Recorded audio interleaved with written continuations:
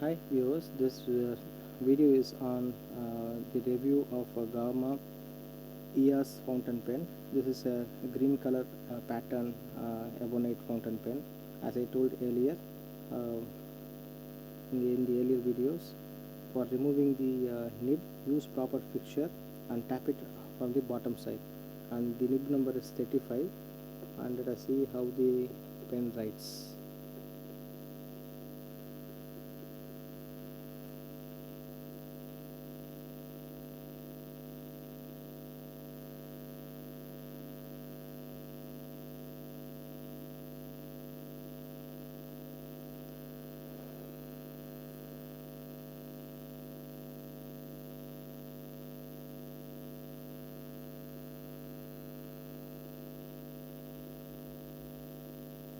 It really writes very smoothly.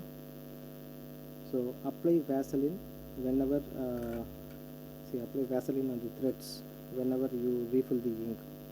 So it has a good barrel, so it will hold more ink.